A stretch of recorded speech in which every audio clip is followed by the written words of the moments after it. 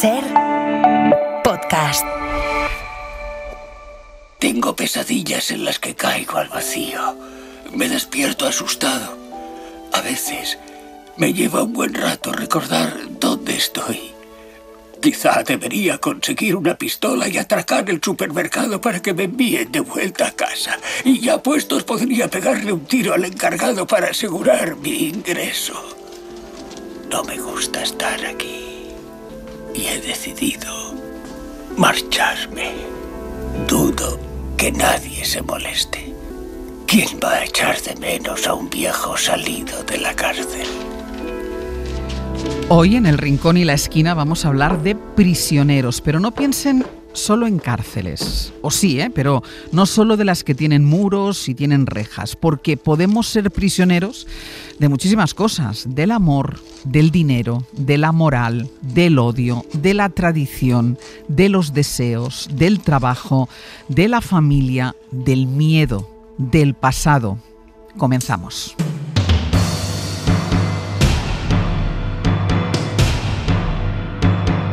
Hoy por Hoy Magazine.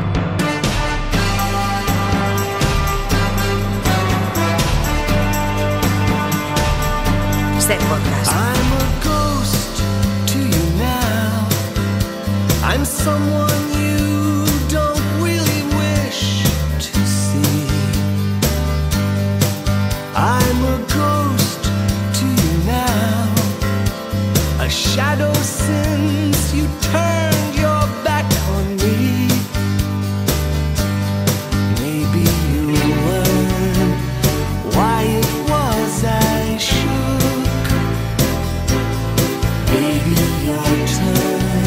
Marta Sanz, buenos días. Buenos días. Manuel Delgado, buenos días. Buenos días, buenos días. Este tema lo planteamos el año pasado.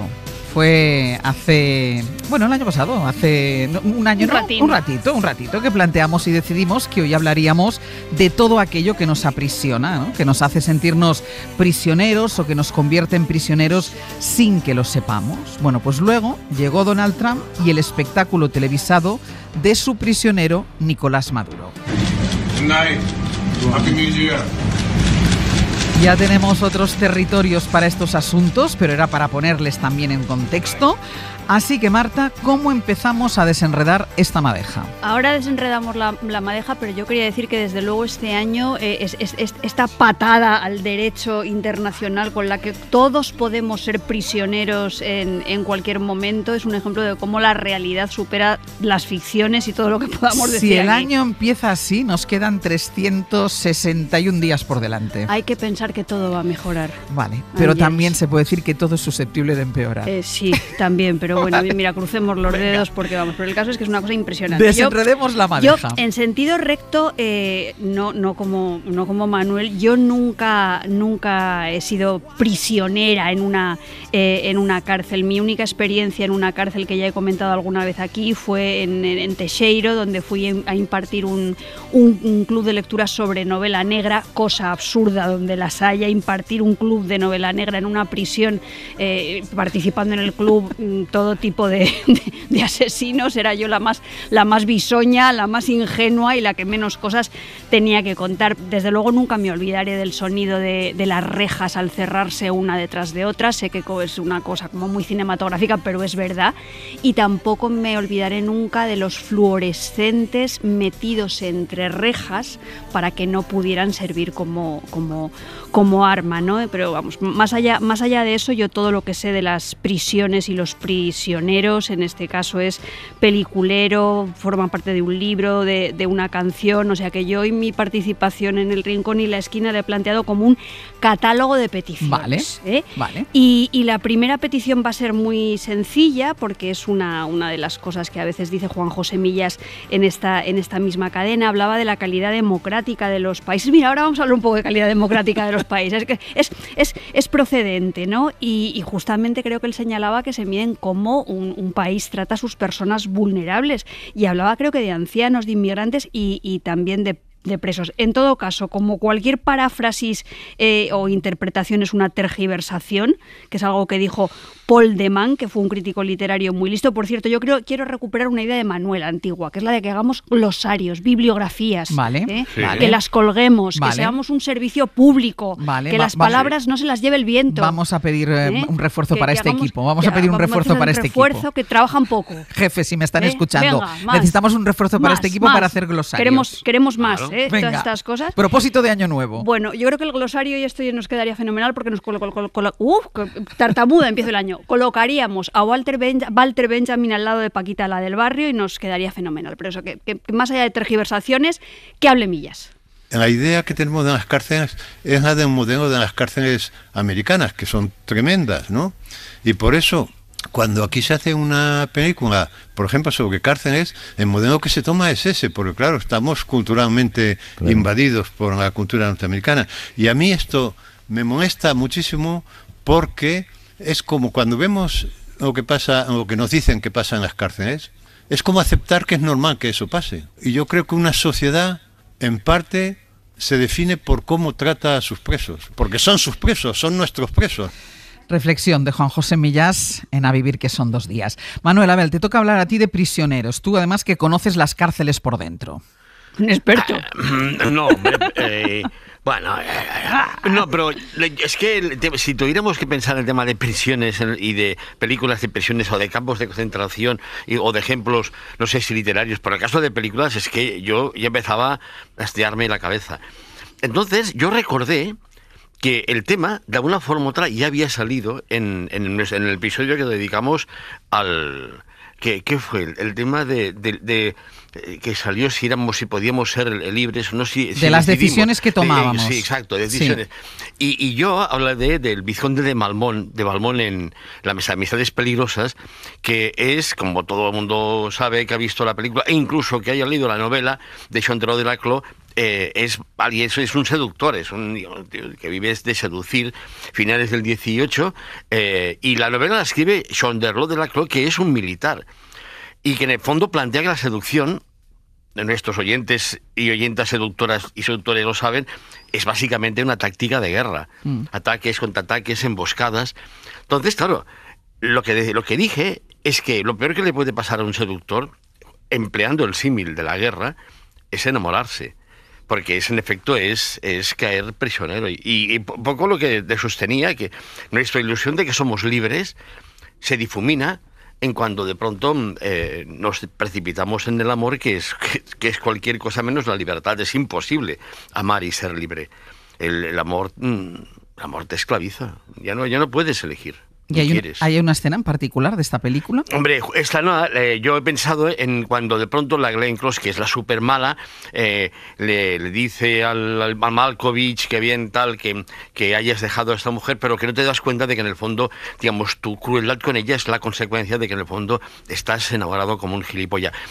Glenn Close no lo dice de esta forma, yo lo simplifico para hacerlo accesible, pero en el fondo lo que le dice está muy bien. No sé si a ver si lo podemos escuchar. Lo vamos. ¿Dentro audio? Lo vamos a escuchar dentro audio. Nada complace más a una mujer que vencer a cualquier otra mujer. Solo que en este caso, Vizconde, no le he vencido a ella. ¿Cómo que no? ¿A qué os referís? Os he vencido a vos. Amabais a esa mujer, Vizconde. Y lo que es más, aún la amáis desesperadamente. Si no hubierais estado tan avergonzado de ello, ¿la habríais tratado tan perversamente? No podíais soportar ni la vaga posibilidad de que se rieran de vos. Lo cual demuestra algo que siempre he sospechado. Que la vanidad y la felicidad son incompatibles. Era esta escena, ¿no? Pero fíjate la frase que dice, tú no puedes ser feliz y vanidoso. Es imposible. Cierto. Es que esto de la literatura y las películas, aunque me costó entender que Chandero de Laclos no había copiado la película. Luego entendí que 2 siglos antes era poco probable que hubiera visto la película. Pero, y además ha habido varias versiones. Oye, ¿sabes una cosa? Dime. Que este finde he visto una película en Filmin, por supuesto, y había un trozo que no sé, es que si no, yo lo cuento, ¿no? Pero que parece ideal para lo que estamos hablando porque tiene que ver con esto. Muy rápidamente, hablando de madejas. es un personaje tal igual que una chica, pim pam, haciendo el tonto, siglo XVIII también. Él está haciendo como un nudo con una madeja, con unos hilos y tal, como si lo tuviera prisionero jugueteando. Y entonces él le dice esto, digamos, que no sé si me vas a liberar, y te dije, cuando tú quieras, te libero. Y él le dice, ¿y si no quisiera que me liberases? Cuidado. ¿Cuál es la película? Se llama La Feria de las Vanidades y es de la Mira Nair, que luego se ha hecho famosa la pobre mujer con la buena directora que era india, porque es la madre del alcalde. Pues mira, resulta que tenemos este fragmento. Señorita Sharp, creía que la ayudaba a desenredar sus sedas, no a que me vendiera como esclavo. Tontería, señor Sedley. Estése quieto, se lo ruego, no podré desenredarlas. Me rindo.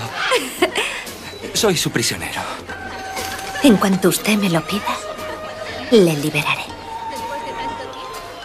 Puede que no desee que lo haga.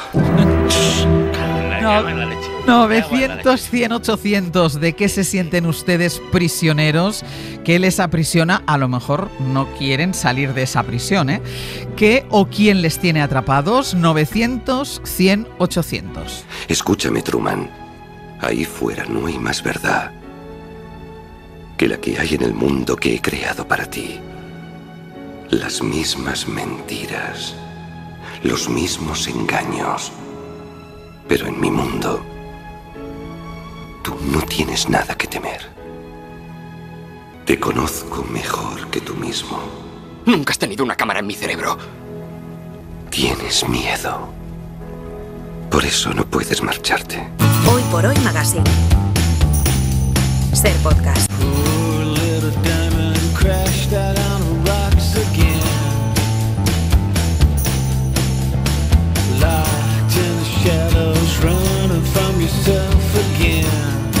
Seguimos en el rincón y la esquina hablando de prisioneros, más allá de quienes cumplen condena en una prisión, porque hay muchos tipos de prisiones, de prisioneros, de carceleros. Y Marta, ya había avanzado Manuel el mundo de las cárceles del amor. Tira de ahí. Sí, voy a tirar. Vamos a ver. Yo creo primero que estas prisiones amorosas se pueden vivir con mucha amargura o al revés, ser el lugar en el que te quedarías a vivir para siempre, ¿no? El lugar de tu recreo y de tu felicidad. En la literatura española de finales del siglo XV hay un ejemplo preciosísimo de esto de las prisiones de amor, que es precisamente una novela sentimental de Diego de San Pedro que se titula Cárcel de amor, que está inspirada en la Fiametta de Boccaccio. Por cierto, yo no sé si ahora los garitos siguen teniendo nombres tan culturalistas, pero en los años 70... Hombre, Boccaccio, no sé qué ir a Boccaccio. Manuel, bueno, Boccaccio... no sé lo que habrá hecho Manuel en Boccaccio, pero... Yo iba a Cerebrum, que no es... a mí me pilló muy pequeña para y trauma. Casi nada y trauma, sí. Claro, íbamos en Barcelona, todos eran nombres de discotecas con nombres de enfermedades mentales. Es una cosa, un día podemos hacer un repaso a los nombres de los Psicosis, garitos. había otra que se llamaba Psicosis. Madre mía, qué horror. Sí. Bueno, pues el caso es que en esta novela de Diego de San Pedro, Cárcel de amor, pensamos que es de Diego de San Pedro, ahora lo están investigando. Leriano está encerrado en la cárcel del amor no correspondido que siente por Laureola. Oye, qué nombres. Laureola, Leriano, ¿no? Entonces, por una parte en este libro está la dimensión psicológica de ese amor del que no puedes escapar y tal, pero a mí me interesa mucho también lo que sería la dimensión arquitectónica del texto, los habitáculos, los muros, la idea de que el amor es una materia que pesa, la idea del amor como una casa, un edificio y una cárcel, y de hecho la idea de que el amor pueda ser una casa a mí es algo que incluso me gusta. Lo que no sé si me gusta tanto es eso de estar presa de mis pasiones. Pues creo que cierto grado de aprisionamiento puede resultar agradable. Si nos pasamos, pues no. Hay un aprisionamiento bondage y bestial que hay a quien le puede gustar y a quien no. Me voy a pedir enseguida a Mónica Naranjo, pero antes de entrar en Mónica Naranjo, hay un personaje que a mí se me cae nunca de la boca, que es nuestra amiga Isabel Díaz Ayuso, que desde luego es una mujer que está muy, muy presa de sus pasiones. Lo que pasa es que de lo que está presa no sé si a mí me gusta y me coloca en un oxímoron, en una especie de contradicción, porque yo creo que ella está presa del liberalismo. Estar presa del liberalismo es una cosa como rara, así que de momento me quedo con el Desátame de Mónica Naranjo, que me vuelve loca. Amor, ya ves que me faltas tú.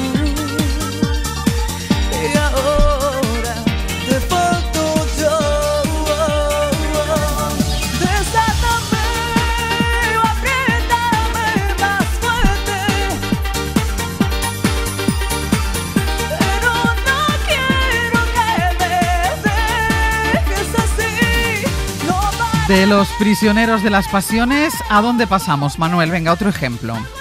Bueno, es que en esto de Truman, el show de Truman, entre la lista de películas de prisioneros literales estaba El prisionero, que es una de las series televisivas más delirantes y geniales que se han producido nunca, que lo hacía el Patrick McGoohan, creo que era, de los años 60. ¿Alguien se acuerda por aquí, por favor? Yo no me acuerdo, Manuel, te lo confieso, tengo que verlo. Que era la continuación de Agente Secreto. Oye, cuidado, esto es una película, es una serie súper de culto. Y hombre, es que si no hay una base no... Mira, sí, pero tenemos la base, porque a lo mejor la gente si lo escucha se acuerda. Sí, hombre, alguien tiene... Bueno, espera. ¿Quién me envió aquí? Comprendo que esté furioso. En cierto modo fue un abuso. ¿De quiénes habla? Varias personas desearían saber a qué obedeció su renuncia. Tenía un brillante porvenir y una impecable hoja de servicios. Quisieran saber por qué razón se fue. ¿De qué personas habla? Yo en lo personal sí creo que fue una cuestión de principios. Pero lo que yo opine no tiene importancia. Deben asegurarse de estas cosas. ¿Eso les da derecho a inmiscuirse en mi vida privada? No sé quién es usted, ni para quién trabaja. Pero no importa, me voy. ¿Aún no comprende que no hay escapatoria?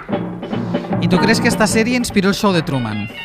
Hombre, yo creo que sí, mucho. Hostia, qué tonto soy. Pensaba que al final, ahora he visto que sí que la había propuesto. Ya, pero ya está. Es que no puedo estar en todo. Pensaba que la había borrado porque dije, no, prisioneros, pero ahora esta prisión no es una prisión, digamos, de una cárcel. Es una isla que en efecto se parece bastante a la del show de Truman. Por eso me ha venido a la cabeza, pero perdón porque pensaba que había dicho, es igual, no va a caber. O sea, que me alegra mucho porque en el fondo estaba al final y esas son las que nunca al final entran. Claro, es que tú dices, yo no puedo estar en todo, pero nosotros sí estamos en todo. Está bien. No, bueno, oye, ya entonces, ya que estoy en esto, solamente todos los ejemplos. Me he venido a la cabeza Preso del pánico.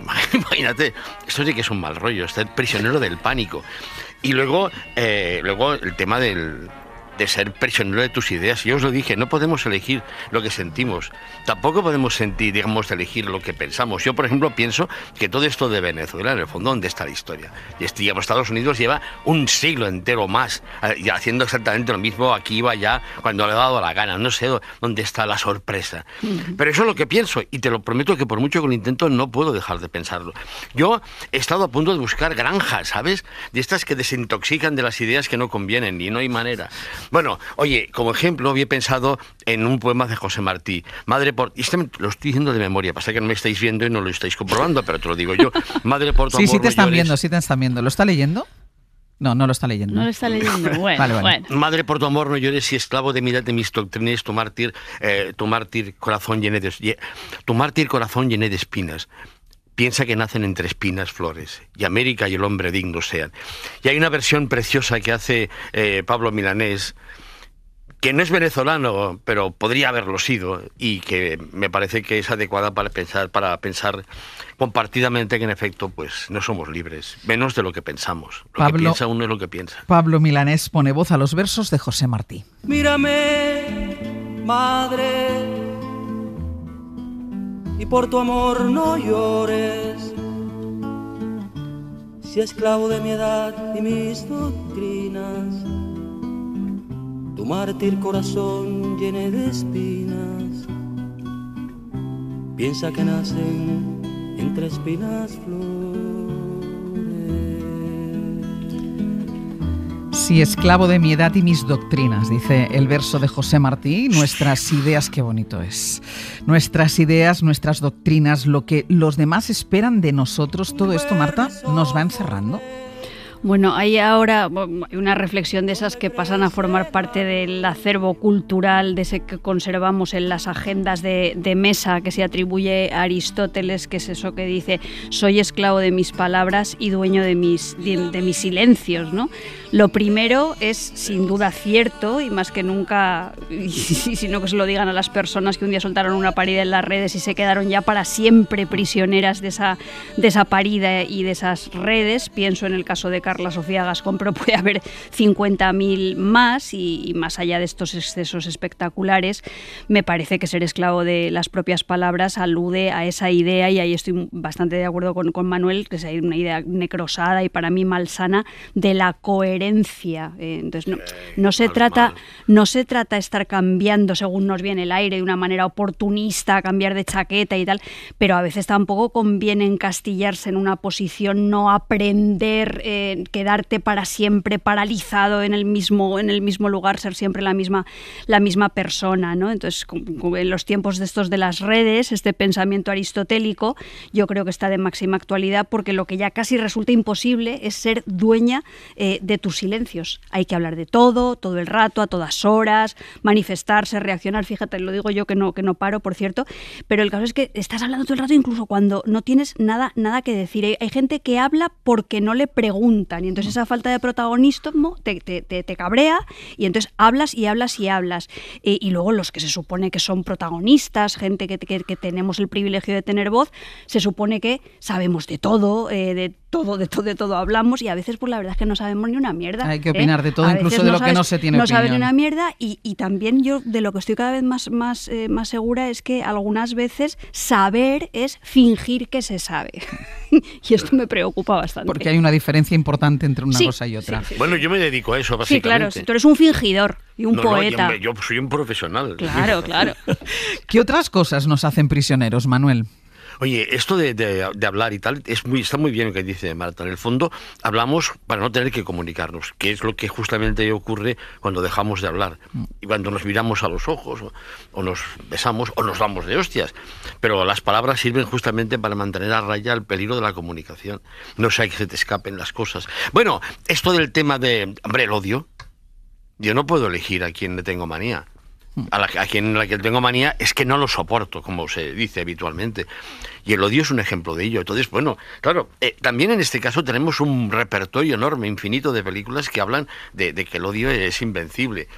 Y yo, puestos a elegir, había pensado en una que me cae muy simpática, que es, bueno, las dos son muy buenas, ¿no? Pero la última, la del Scorsese, del Cabo del Miedo, que está muy bien, porque a mí me recuerda a un cierto número de personas que seguro que también conocéis porque se parecerán, que tenemos alrededor, y que cuando te las encuentras o cuando te llaman, te viene la imagen de Robert De Niro diciendo aquello de abogado. Abogado. Abogado. ¿Estás ahí? Abogado. Sal, ratita, quiero verte la colita. ¿Abogado? ¿Andas por ahí? ¿Andas por ahí?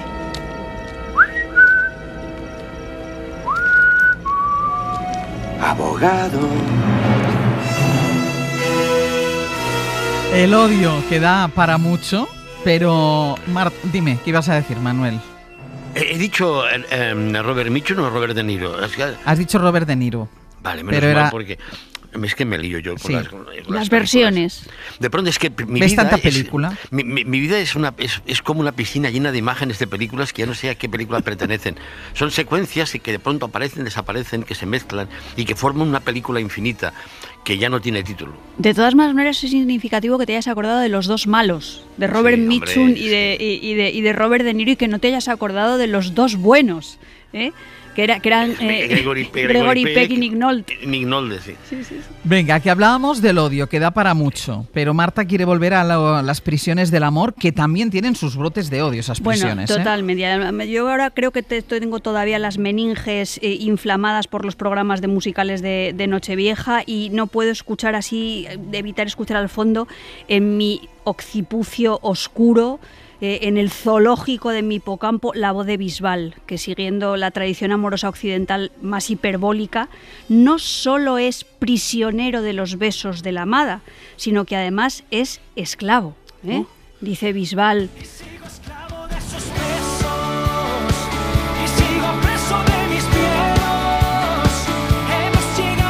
Pues eso, o sea, aquí además tenemos a Bisbal, que sigue preso de sus miedos, lo que no es ninguna tontería porque todo el mundo ya sabe que el miedo nos coloca en una situación de alerta frente a los peligros y eso está muy bien, pero también los miedos nos pueden paralizar y dejarnos prisioneras metidas en cárceles de las que no podemos salir. Y aquí me acuerdo de esto de las cárceles de oro, del miedo a volar, de las mujeres como pájaros enjaulados que no se atreven a salir, pero que cuando un día vas y sales, pues te das cuenta de que sí se puede, y si no, pues que volvamos a ver La casa de muñecas de Ibsen, que es un ejemplo conocido y maravilloso. Me llevo solo lo mío, no quiero nada tuyo, ni ahora ni nunca. ¿Y vas a abandonarlo todo? ¿A tus hijos también? ¿No te preocupa lo que dirán de ti? Me da igual. Solo sé que eso es lo que tengo que hacer. ¿Vas a saltarte lo más sagrado? ¿Qué es lo más sagrado para ti? Tus deberes como madre. Tengo otros deberes también sagrados para mí. ¿Y cuáles son? El deber conmigo misma. Eres una mujer casada y tienes 3 hijos. Ya no creo en eso. Lo que creo es que soy un ser humano igual que tú, o al menos debo intentar serlo. Estará la versión de Casa de Muñecas para Televisión Española de 2002 con Amparo Larrañaga en el papel de Nora. Vamos a hacer una pausa. 900, 100, 800. ¿De qué se sienten ustedes prisioneros? A la vuelta les escuchamos. Hoy por Hoy Magazine. Ser podcast. Si les reixes de la cárcel tuvieran conocimiento, al ver entrar un rapaz llorarán de sentimiento.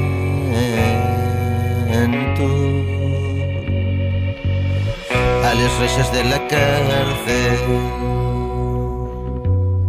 no me vengas a llorar. Último tramo del Rincón y la Esquina, hoy hablando de prisioneros con Marta Sanz y con Manuel Delgado, prisioneros del amor, de las ideas, del odio, de los deseos, del miedo, del pasado. Manuel, sigamos con tu catálogo de prisioneros. Bueno, acabas de mencionarlo, el tema del pasado. Pero también aquí imagínate el repertorio de ejemplos cinematográficos, que hombre, que serían un poquito muy fuerte, sería imposible. Es que es más, no hay ninguna película, ninguna historia, supongo que tampoco ninguna novela, en que los personajes, los protagonistas, no arrastren su pasado. Es imposible. Nadie irrumpe en la acción sin tener antes un pasado que tiene que con efecto arrastrar y del que es en efecto esclavo y prisionero. Y bueno, pues yo qué sé. Y he pensado que, hombre, para ir a los clásicos, ¿te acuerdas cuando de pronto Ingrid Bergman llega al café de Rick y se encuentra con lo que se encuentra y tal? Y se da cuenta que ella había pensado que se podía escapar de París, pero al final siempre quedará París, siempre quedará ese sitio al que siempre vuelves, aunque en el fondo el problema es que nunca te has ido. Pero, no sé, un poco de Casablanca... Siempre está bien. Un poco de Casablanca siempre está bien. A principios de año está siempre bien. Siempre está bien. Tócala, Sam. Déjame recordar. No sé a lo que se refiere. Tócala, Sam. Toca. El tiempo pasará. Se me ha olvidado esa canción. No recuerdo la melodía. Te la recordaré. Tararararara. Tararararara.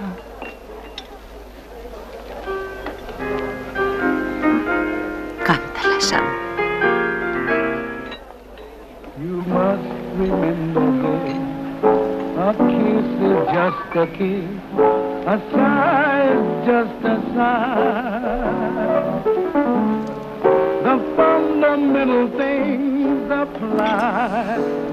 Bueno, Marta, siguiendo las buenas costumbres. Una cosa, dime. Pero o sea, ¿por qué no se emocionan las cosas? Las cosas, los sitios, las músicas. Eso sería tema para Rincón y Esquina. Ese tipo de seísmo que implica de pronto que lo que escuchas. Algo, sí, en algún caso la lagrimita. Sebe ha tomado nota. Sí, pero es verdad, que de golpe escuchas algo, ves algo, hueles algo y algo se remueve. Así es. Marta, tú has venido con poema. Yo es que presa de las buenas costumbres. Aquí en esta sección tienen que estar Mónica Naranjo, Bisbal, Góngora, Walter Somos así de Benjamin, eclécticos. somos así de eclécticos y entonces yo he traído un poema de prisión, amor y compromiso que a mí me gusta que a mí me gusta muchísimo. Es un poema con una protagonista. Hay que recordar que los poemas también tienen protagonistas y terceras personas y personajes secundarios, y en este soneto de Góngora pues sucede así. La protagonista se llama Clori y lo que hace Clori es mandar su compromiso amoroso a hacer puñetas con una soltura completamente envidiable. Y nada, yo simplemente leo el arranque que dice: prisión del nácar era articulado, de mi firmeza un émulo luciente, un diamante ingeniosamente en oro también él aprisionado. ¿Qué es el nácar, Ángels? El dedo. ¿Qué es la prisión? Un anillo. El anillo. ¿Un anillo de qué tipo? De mi firmeza un émulo luciente, es decir, un anillo de compromiso. Pues Clori exactamente lo que hace con el anillo es que ese émulo luciente de la firmeza amorosa del poeta, pues ella va y se lo quita. ¡Ole! Sin mirar atrás, en ¡Ole! el siglo XVII, se lo quita, ¿no? Entonces, desde el punto de vista erótico, por muy mala fama que tenga, Góngora tenía su cosa muy, muy moderna. En este soneto le da a la mujer un papel activo. Es verdad que al final se hiere cuando se quita el anillo y se hace sangre y tal, pero sigue adelante, no como la pobre mujer del preso número 9, que es una asesinada por el marido, que es la víctima de un feminicidio de Libro, que se transforma en verduga en la confesión de ese marido. Y la intérprete de esa canción para Masinri es Joan Baez, luchadora por los derechos civiles, y yo creo que esta combinación pues nos coloca un poco sobre la pista de cómo han cambiado nuestras sensibilidades en los últimos tiempos, ¿no? De todas maneras, ahí va el preso número 9 confesándose, que es bonita canción. El preso número 9 ya lo van a confesar. Estéresenlo en la celda con el cura del penal, porque antes de amanecer la vida le han de quitar, porque mató a su mujer y un amigo desleal.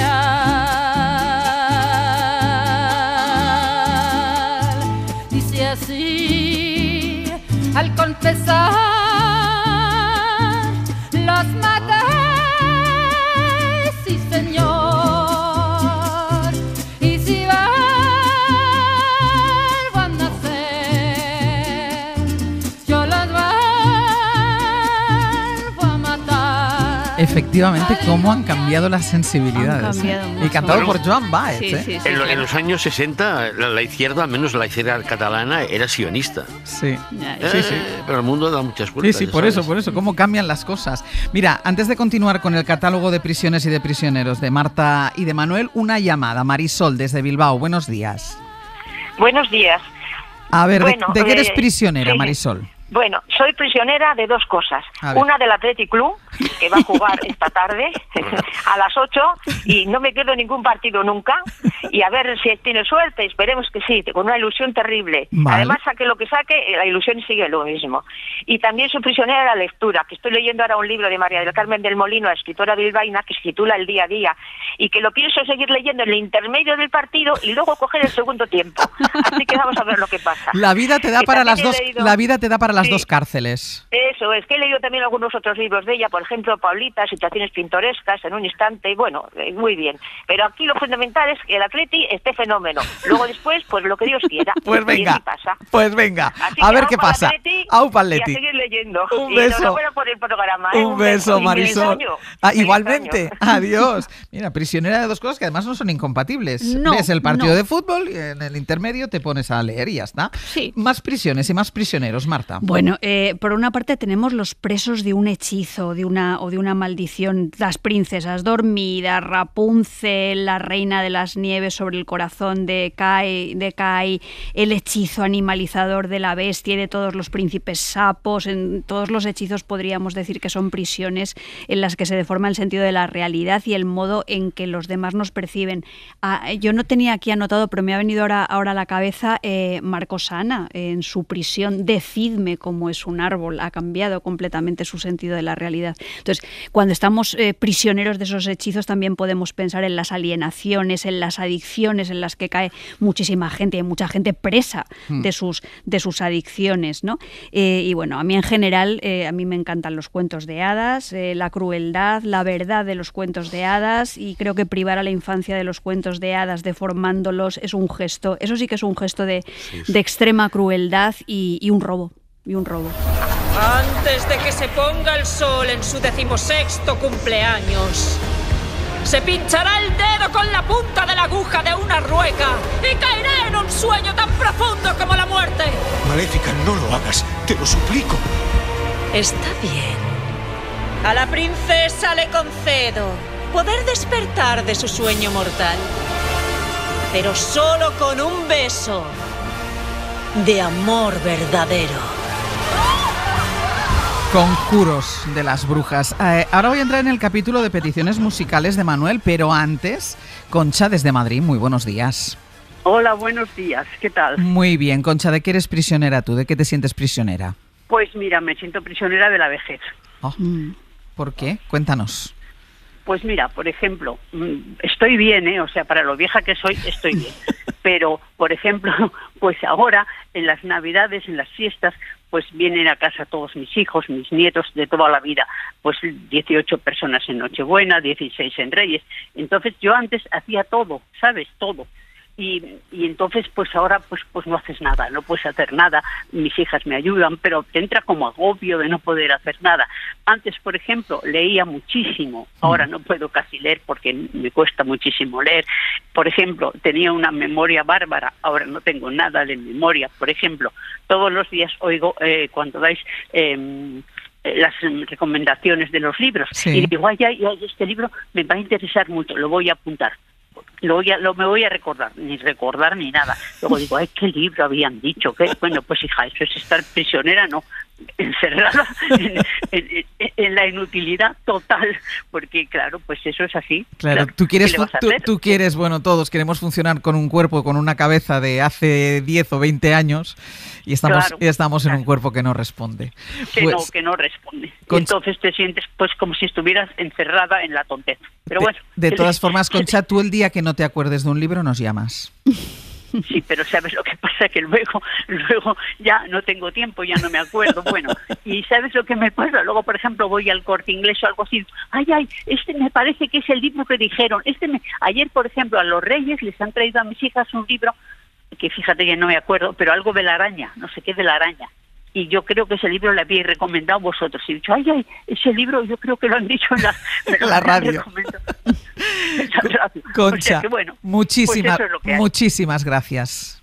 Gracias a vosotros y feliz año. Feliz año para ti también. Bueno, Concha ha utilizado una metáfora y ha aludido a una cosa, porque el cuerpo también es un lugar que por una parte te libera, pero por otra parte te termina por encerrar. Sí. Y además está muy bien que haya testimonios de personas que no solamente hablan del lado más luminoso de la vida, sino que constatan que hay cosas que, mira, oye, que van siendo de otra manera y que estas cosas pasan. Claro. Es un tema, pero ¿qué es la prisión? ¿El cuerpo en relación con el alma o el alma en relación con el cuerpo? ¿Quién oprime, vigila y castiga? Pues a haber alguna interacción, Manuel. Yo creo que no, yo creo que el hijo de puta es el alma, que básicamente es la que te pasa todo el día puteando. Lo que te encarcela es el alma. Y porque es en el fondo, que es lo que encarcela al cuerpo, que si no fuera por la mierda esta del alma, a saber lo que haría. Lo que decía Spinoza, nadie sabe lo que puede un cuerpo. Se ve otro tema. Venga, mira los temas que han salido para ser inicio de año. Peticiones musicales, Manuel, ¿por cuál empiezas? Hombre, más que nada recordar que en el siglo XVI, XV y XVI, había el romancero viejo, había una tradición de romances de prisionero. Entonces hay una en castellano de la que hay una versión de Sánchez Cerlosio y otra de Paco Ibáñez, pero yo había pensado rendir homenaje a Joaquín Díaz, que para mí fue un ídolo cuando era pequeño, cuando era un niño. Mi hermano me regaló un disco suyo en el que justamente estaba esta versión del romance del prisionero. Una vez en un congreso en Valladolid, saliendo tal que tenía que ir no sé dónde, y quise coger un taxi, de pronto me encontré con otro tipo que también quería coger un taxi y también venía al congreso. Y se presentó y me dijo, hola, mira, soy Joaquín Díaz. Me cago en la leche. Y qué curioso, la gente que puede ser importante tanto para ti y que no lo sabe. ¿Y le dijiste algo?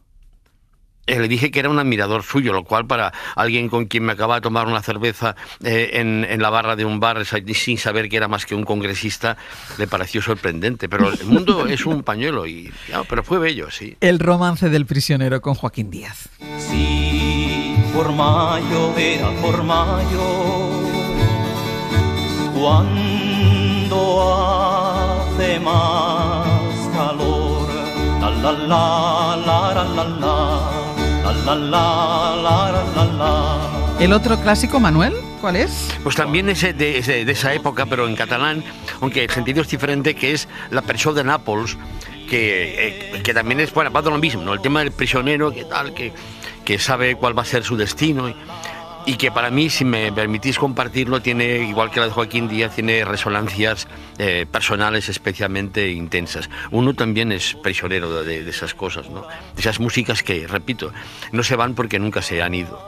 A la ciutat de Nàpols hi ha una presó, la vida mia. Hi ha una presó, la vida mia, amor. Hi ha 29 presos que canten la cançó, la vida mia.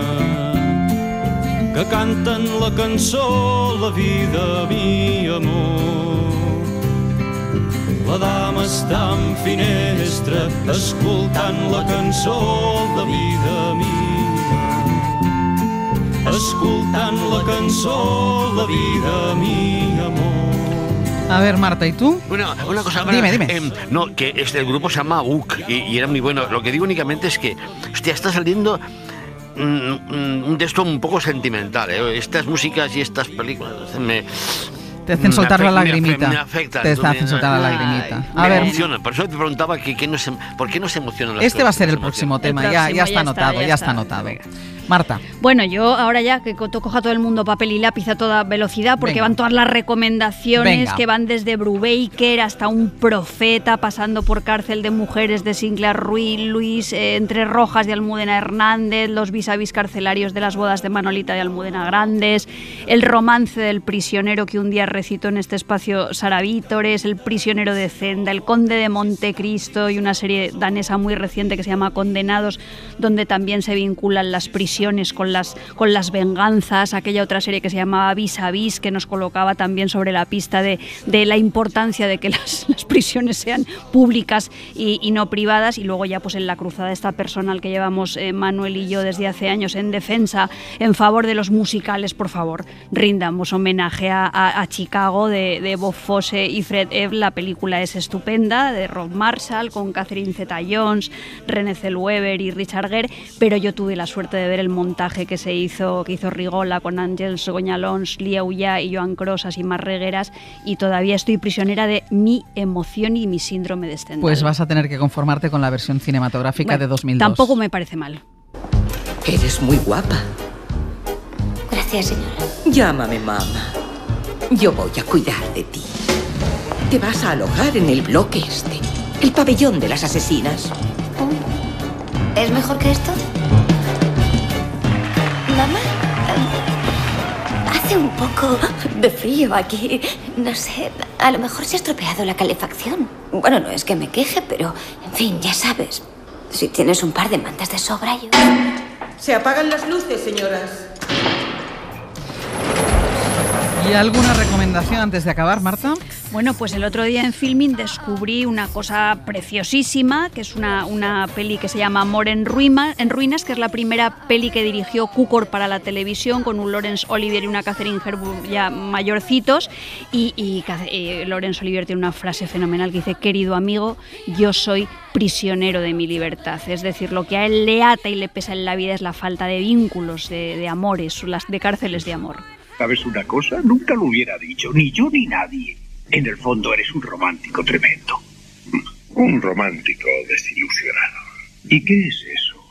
Un hombre que suele cenar solo en un restaurante donde hay música. ¿Cenarás en tu casa? Sí, Alice me espera. Oye, ¿por qué no vienes? ¿Tienes algo que hacer? Mi querido amigo, soy un prisionero de la libertad. Ah, entonces está decidido. Gracias. Pues aquí, como somos prisioneros del tiempo, no da tiempo para más. Bueno, pero nos ha salido redondito. Redondito, hoy con lacito incluido. Marta, Manuel, hasta la semana que viene. Hasta la ¡Vivan semana las que cadenas! viene. Venga, un beso. Hoy por Hoy Magazine. Ser Podcast.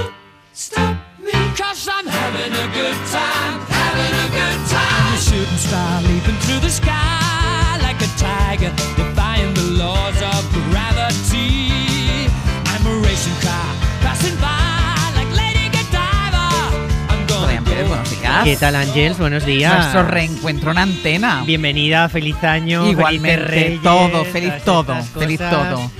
¿Has conocido la puerta? ¿Sabías llegar? Sí, eso no se olvida. No sabes el cachondeo que ha habido estos días, ¿eh? Pues ya me imagino. Porque claro, han sonado promos en antena con tu voz y la gente decía, ¿pero quién es esa señora? Esa señora estaba...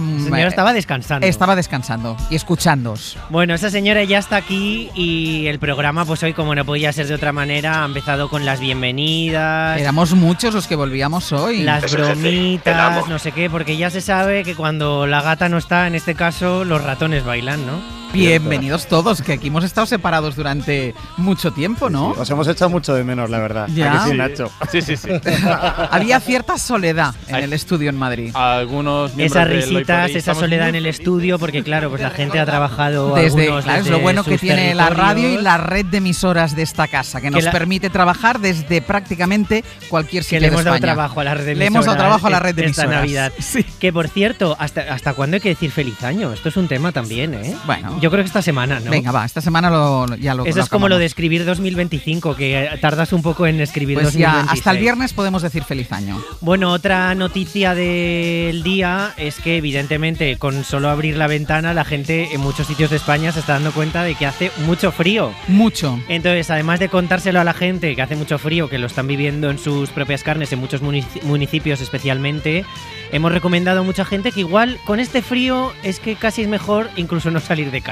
Amaneceres, que hace mucho frío. Hace mucho frío y de hecho vamos a citar algunos de los municipios donde tienen que salir bien abrigados los vecinos. Salgan bien abrigados en todas partes, pero en algunos un poquito más incluso. O incluso en algunos si pueden no salgan. No salgan, si se pueden quedar en casa, quédense. ¿Dónde se está mejor que en casa? Bueno, pues bien abrigadito. es una opción porque mira, para salir ya hemos salido nosotros ya está, nosotros ya estamos ahí entreteniéndoles. Y bueno, este miércoles de Reentré es miércoles de Rincón y la Esquina. Hemos hablado de prisiones, de prisioneros en el Rincón y la Esquina con Marta Sanz y con Manuel Delgado, que cómo hilamos, cómo ha empezado este año a hablar de prisioneros y de prisiones.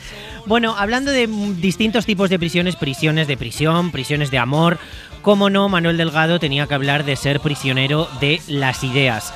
Ha apelado a ser prisionero de las ideas, a un poema precioso de José Martí, a tu madre, y entonces pues vamos a escuchar esa reflexión. El tema de ser prisionero de tus ideas, y no podemos elegir lo que sentimos. Tampoco podemos elegir lo que pensamos. Como ejemplo, había pensado en un poema de José Martí. Madre, por tu amor no llores y esclavo de mirad de mis doctrinas, tu mártir corazón llené de espinas. Piensa que nacen entre espinas flores. Y América y el hombre digno sea. Es que estamos rodeados de poetas, de cabezas. Con una canción muy bonita de Pablo Milanés que los oyentes que quieran recuperar el podcast pues podrán escuchar. Y a partir de ahora. A partir de ahora, en el pretérito pluscuamperfecto con Ana Uslé, viajamos 20 años atrás, al 2005, para un momento en el que España se rompió, una vez más. Y es que España también se levantó contra el humo, se aprobó la ley antitabaco. Y yo, por ejemplo, que viví muy pegado a la hostelería, vi un cambio mortal, porque vamos, ahí esto de que te rodeara el humo en todos sitios... Que olieras a humo todo el rato. Fue un cambio muy importante para nuestro país. Y después, otra efeméride, 40 años de la llegada de los cines Renoir a España, que facilitaron la llegada de películas independientes en versión original. Hablaremos con su fundador y expresidente de la Academia de Cine, Enrique González Macho, en La Charla. Pues nos queda todavía un poquito, ¿eh? Pues a por todas con Venga, esa reentrada. Vamos. Hoy por Hoy Magazine.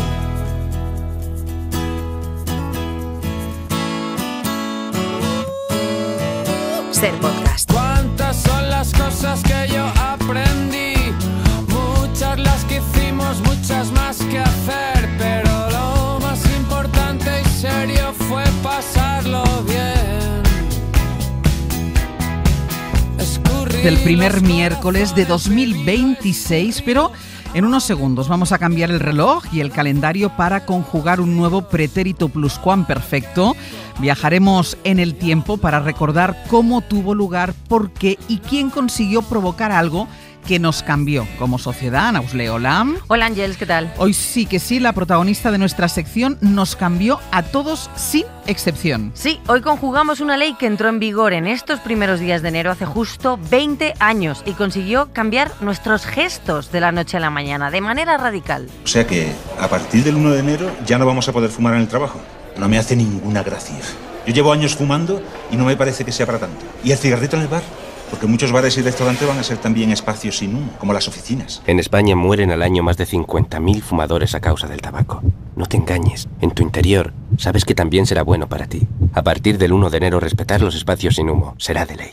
Ministerio de Sanidad y Consumo. La Ley 28/2005 de medidas sanitarias frente al tabaquismo se aprobó en diciembre y comenzó a funcionar en enero de 2006. El tabaco pasó a considerarse un problema de salud pública y no solo una elección individual. Y ahora que se cumplen 2 décadas y sabemos que hemos cambiado mucho, vamos a recordar cómo éramos. Vamos a conjugar la primera persona del plural, nosotros. Nosotros venimos de una larga tradición fumadora. No hay nada mejor que echar un cigarrito al sol con los amigos. La afición por el tabaco es algo que nos ha acompañado toda la vida, porque esta afición... Y dale con la afición, no es una afición, es un vicio, un pecado. ¿Pero qué dice? Desde el primer tercio del siglo XX en España, el cigarrillo es un objeto cotidiano. Los máximos históricos de consumo se dieron entre 1960 y 1980. En el año 78 se estimaba que un 33% de la población fumaba. 12 millones de personas, de diferente género y edad. Toma tú. El niño vive desde que nace entre fumadores. Dame el genuino sabor americano. Y por si fuera poco, influye en él de manera decisiva la publicidad. Claro, por eso, para controlar el tabaquismo, ya en democracia se comenzaron a tomar medidas. En 1988 se aprobó la primera ley que prohibió fumar en hospitales, centros docentes, salas de teatro, cine o ascensores, aunque permitía que se pudiesen reservar espacios concretos para fumar. Y también fue la primera de varias en acotar su publicidad, aunque esto siempre ha sido complejo, como explica Tony Segarra. El tabaco demuestra muy bien la idiosincrasia de Hollywood como maquinaria de propaganda, ¿no? Esas imágenes, por ejemplo, de Humphrey Bogart fumando que nos hicieron desear tener un cigarrillo entre los labios, ¿no? Luego está, por ejemplo, Marlboro, ¿no? Hay campañas con mecánicos, con pescadores, y finalmente la figura que encaja es la figura del vaquero y se convierte en una metáfora entre poética y legendaria de la relación con el tabaco, ¿no?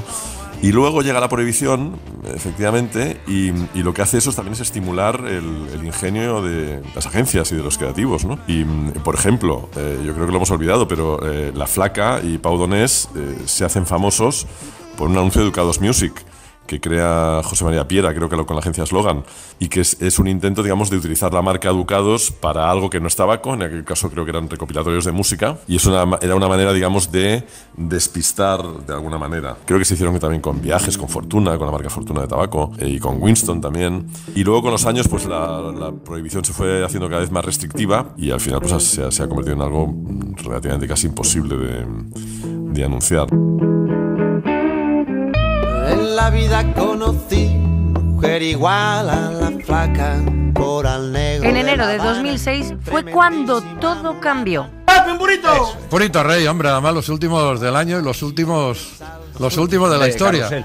De carrusel, claro. Que no sé qué vamos a inventarnos ya. Pues que está uno tan acostumbrado, ¿verdad? Cuando diga Pepe solo, di Pepe solo. ¡Pepe! Por ejemplo. Pepe, un purito. Bueno, algo haremos, no sé. Bueno, pues lo que hicimos fue adaptarnos. Es un radiofónico ejemplo de cómo ese año tuvimos algo más que propósito. Segunda persona del singular, tú.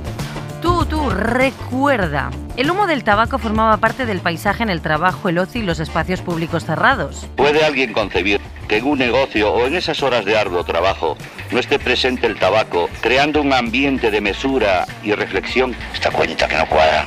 Se podía fumar en todas partes. Piensa en tu trabajo. ¿Cómo era? Siguiendo con los ejemplos radiofónicos, aquí nos lo cuenta Isaías Lafuente. En aquella radio se fumaba mucho, había muchos que fumaban y se fumaba en todos los sitios, en la redacción, en los estudios, en los pasillos. Fumábamos los de la radio y fumaban los invitados también. Pero es curioso que aquella redacción que debía oler a taberna, yo ese olor no lo recuerdo, porque en el fondo lo que sucedía entonces en la redacción era lo que sucedía en las cafeterías, en establecimientos públicos, en algunas áreas todavía de los hospitales, en algunos medios de transportes, en las viviendas de nuestros amigos fumadores. Yo entonces no fumaba, pero no recuerdo aquel humo que envolvía la redacción como algo desagradable. Sencillamente era lo normal, era lo que olía entonces nuestro país. Algo que desde luego en estos momentos consideraríamos absolutamente anormal y nos olería muy mal. Claro, es que yo creo que no éramos muy conscientes de la nube en la que vivíamos. Pero la evidencia científica empezó a abrirnos los ojos y el olfato. Sirvió de base un estudio de un japonés llamado Hirayama, que en 1981 estudió qué ocurría con las esposas de fumadores frente a las esposas cuyos maridos no fumaban. Como entonces, en su momento el doctor López García Aranda, cardiólogo, los datos dejaban claro que no era un vicio, que era un problema de salud pública. Y ahí llega ella, tercera persona del singular. Ella, la Ley 28/2005, y su impulsora, Elena Salgado, era entonces ministra de Sanidad. Yo lancé casi sin paracaídas la idea de que iba a proponer la aprobación de una ley limitando el consumo de tabaco al salir de un Consejo Europeo a finales del año 2004, ¿no? La noticia creó bastante expectación y comenzaron, digamos, también, por qué no decirlo, las resistencias, ¿no? Hablamos con absolutamente todo el mundo, ¿no? Con los sindicatos, hablamos por supuesto también con los empresarios, hablamos con los hosteleros y ahí encontramos pues la principal de las resistencias, ¿no? Que nos llevó después a hacer algunas concesiones. Hablamos por supuesto con los grupos parlamentarios, con los fabricantes y distribuidores de tabaco y encontramos por supuesto dos aliados fundamentales, ¿no? Que fueron por una parte los neumólogos, los cardiólogos, la Asociación Española de la Lucha contra el Cáncer, y también encontramos y supimos desde el principio que teníamos a nuestro lado la gran parte de la sociedad civil, ¿no? El 30% de los adultos fumaban, el resto de la población no podía disfrutar del aire limpio, pero hubo manifestaciones y resistencias como escuchábamos. Se notan mucho las pérdidas. Los pobres fumadores parece que están apestados, dan lástima de verlos en la calle. Luego la ley no es igual para todos, porque en Albacete no tenemos la misma temperatura que en Gandía. Claro, en Albacete no había la misma temperatura que en Gandía. Pero claro, a algunos la ley les resultó proteccionista, moralista. Tú al cortarle las alas a alguien, ahí hay problemas. Como en plan de dictadura. Entonces ahora sí que yo no me quito de fumar. La incoherencia máxima es la inmiscusión. El decirle a las personas, si hace usted esto se morirá y yo estoy aquí para protegerle. Bueno, finalmente y por suerte fue aprobada con amplio respaldo parlamentario el 15 de diciembre de 2005. Y entró en vigor solo 2 semanas después. Desde el 1 de enero, cuando todos pensaban que los incumplimientos iban a ser por millares, pues la verdad es que el cumplimiento fue prácticamente absoluto. O sea, no hubo denuncias, las inspecciones, las pocas que se hicieron, pues demostraron que la ley se estaba cumpliendo y empezamos además a ver los efectos sobre la salud muy rápidamente. En 2 años había disminuido el número de infartos en más de un 10%. Los datos sobre el cáncer de pulmón o sobre otro tipo de cáncer, pues claro, eran más de largo plazo, pero aún así se comenzó a notar una disminución, particularmente entre las personas no fumadoras. Los estudios dicen que con la aprobación de esta ley se evitaron 1.500 fallecimientos cada año, ¿no? Hace 20 años fuimos un ejemplo que siguieron Francia, Portugal, Alemania o Italia. Tercera persona del plural, ellos. Ellos, los más de 328.000 bares y restaurantes en España que había en 2005 o 2006. A estos locales, si tenían menos de 100 metros cuadrados, se les obligaba a elegir fumadores o no fumadores. Si se va a poner el 90% de la gente o el 95% de los locales van a poner fumadores. Pues nosotros en principio vamos a dejar fumar. Bueno, nosotros no tenemos ningún problema porque vamos a seguir igual que este año. Y los que superaban los 100 metros cuadrados debían habilitar zonas separadas. Javier Olmedo es director general de Madrid en Vivo y recuerda así aquellos momentos. Hace 20 años fue complicado. Hubo un evidente impacto económico fuerte. Luego también vimos que se crearon hábitos sociales fue el beneficio para las terrazas. Luego ya en los locales teníamos que tener cero permisividad. Sabíamos que el primer cigarro que se encendiera dentro de un local suponía que al momento había decenas de cigarros encendidos dentro del local. Había también un régimen sancionador elevado que bueno, lo teníamos como una espada de Damocles encima de la cabeza. También respecto a las salas de concierto, tuvimos problemas con varios artistas, con artistas incluso muy populares que querían seguir fumando en primer momento en los escenarios. Incluso recuerdo pues momentos de rebeldía que incitaban a fumar al público. Luego también vimos curiosidades, que el tabaco es un potente ambientador que necesitó ser sustituido muchas veces en muchos locales. Es que claro, nos dimos cuenta de cómo olían los sitios y luego cómo olíamos nosotros al llegar también a casa. Y ahí también se crearon nuevos términos. Lo que nosotros hemos llamado el cigarrón, es decir, que la gente va a salir a la calle de los locales públicos, de los pubs, de las discotecas, y va a haber más gente fuera que dentro. Segunda persona del plural, vosotros. Vosotros sabéis que llegaron nuevas medidas en 2010 y que están más por llegar en los próximos meses. Que tomen nota los 8 millones de fumadores. Se acabó en terrazas marquesinas, andenes, campus universitarios, vehículos laborales, piscinas colectivas, estadios de fútbol o conciertos al aire libre, entre otros lugares. Medidas sobre todo pensando en los jóvenes y en los nuevos consumos. Se cree que es peor el tabaco, pero yo creo que es igual de malo porque es algo que no es aire que te metes en el cuerpo. Entonces, yo creo que a lo mejor también lo hacen por encajar un poco o porque como ven a gente más mayor haciéndolo, pues también lo hacen ellos. Lo ves como algo normal porque todo el mundo lo hace y tú también lo quieres hacer. Y así cuando dudemos, cuando algo nos parezca difícil, pensemos en hace 20 años atrás e inhalemos la perspectiva. No sé, me parece excesivo. No hay quien entienda esto de los espacios sin humo. En España mueren al año más de 50.000 fumadores a causa del tabaco. No te engañes, en tu interior sabes que también será bueno para ti. A partir del 1 de enero respetar los espacios sin humo será de ley. Y en primera persona del singular saludamos a Santiago Ponce, jefe de Innovación Terapéutica y Medicina de Precisión del Departamento de Oncología del Hospital 12 de Octubre. Santiago, ¿qué tal? Muy buenos días. Muy buenos días.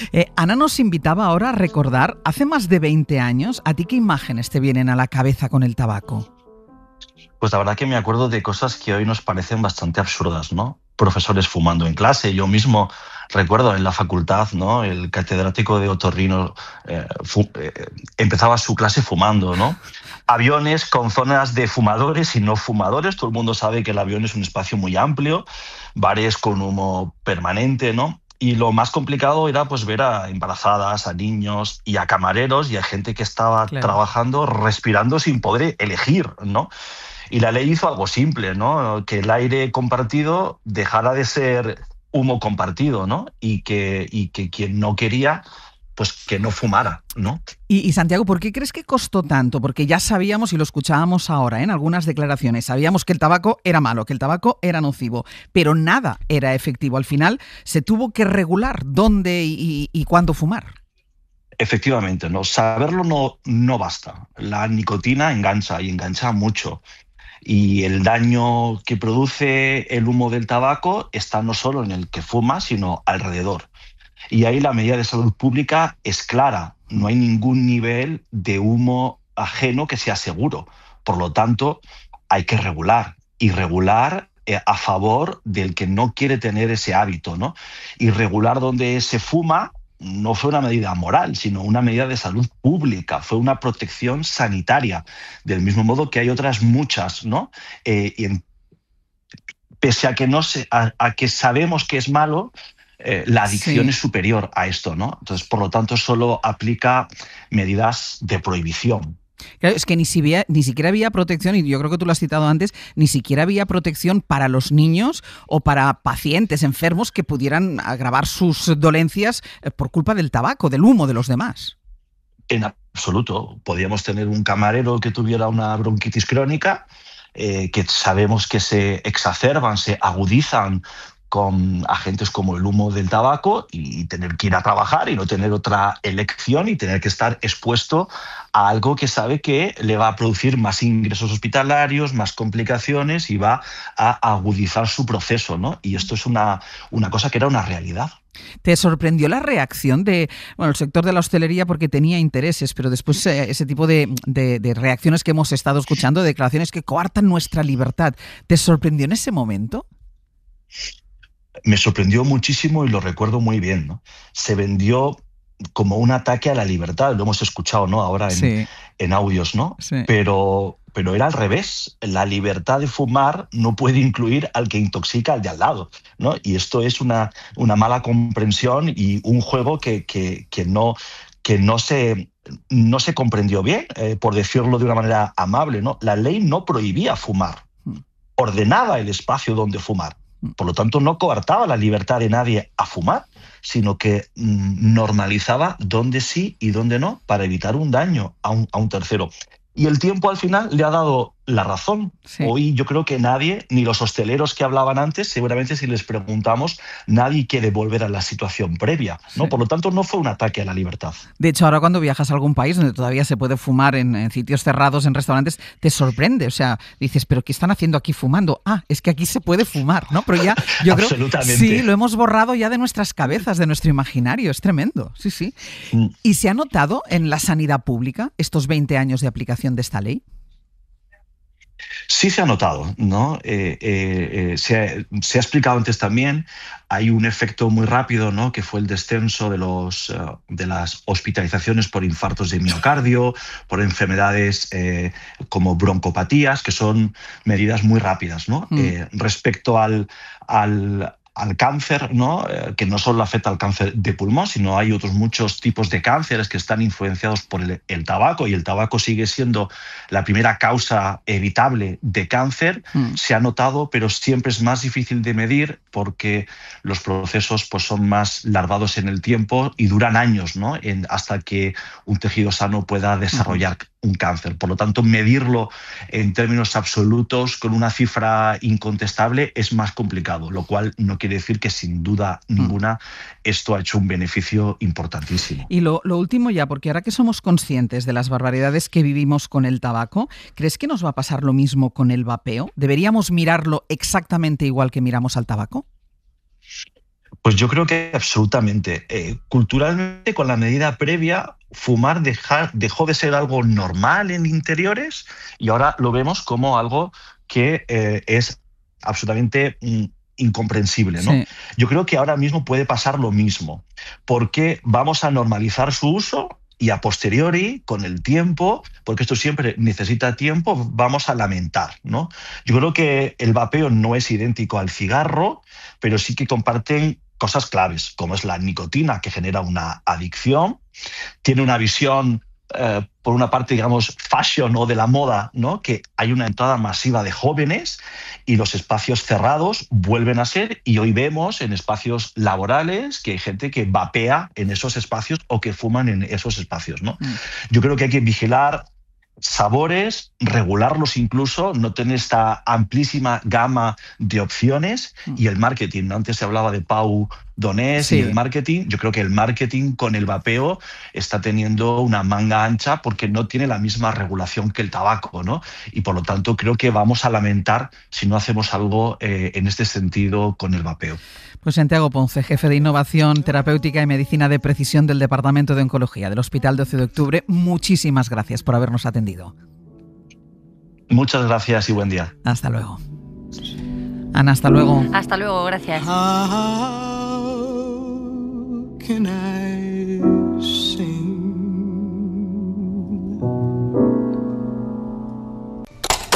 Hoy por Hoy Magazine. Ser Podcast. Secuencia primera, interior, tarde-noche, sala de un cine, vidas de película, la gran pasión de nuestro protagonista, que empezó estudiando arquitectura y económicas. ¡No hagas eso! ¡No tires la carne al fuego! ¡El fuego se comerá toda la carne! ¡Nosotros nos marcharemos! Mi soledad es mi palacio. Ahí tengo mi silla, mi mesa y mi cama, mi viento y mi sol. Y ahora, señores, les voy a presentar nuestra última adquisición al enemigo. Esta vez parece que suena mejor. A todo se acostumbra uno. Si usted quiere, lo leo otra vez. Tan solo la primera parte. ¿Sobre la parte contratante de la primera parte? No, solo la parte de la parte contratante de la primera parte. Secuencia segunda, 5 de junio de 1986. Exterior, Plaza de España, Madrid, plano fijo, cartelera de los recién inaugurados Cines Renoir, películas de autor, independientes y en versión original. E4, E6, D4, D5. Secuencia tercera, interior casa, Gracia Querejeta, 2026. La directora repasa la influencia de los cines Renoir en su vida personal y profesional. Desde la inauguración de los Renoir Plaza de España, allá por 1986, las salas Renoir han sido sinónimo de cine de calidad, de cine europeo y de cine con una personalidad distinta a aquellas películas que eran distribuidas por medios, ¿no? Evidentemente los cines Renoir forman un tándem indisoluble casi con Alta Films, que es la distribuidora de la que Enrique González Macho se hizo cargo en 1976 y que trabajaba arduamente porque un buen puñado de cine español y de películas españolas llegaran a las pantallas. La gente va menos a las salas, ¿no? Efectivamente el cine pues se está viendo básicamente a través de las pantallas de televisión. Pero lo cierto es que a pesar de que esos datos sean los que son y que eso sea así, pues cada vez que uno piensa en ir al cine en general, o yo creo que los cinéfilos de este país, desde luego, siguen teniendo en los Renoir un referente. Secuencia cuarta, interior, ceremonia Premios Goya, discurso del distribuidor, exhibidor, productor y presidente de la Academia de Cine Español entre los años 2011 y 2015. ¿Qué queréis que os diga? Nadie, absolutamente nadie, que esté entusiasmado con su trabajo puede temer por su futuro. No habéis temido al único vicio que se puede temer en una profesión como el cine, que es al fracaso. El fracaso solamente se consigue cuando no se intenta. Si lo intentáis, si os caéis 1, 2, 3, 4, 5 veces, lo importante es levantarse la sexta y seguir.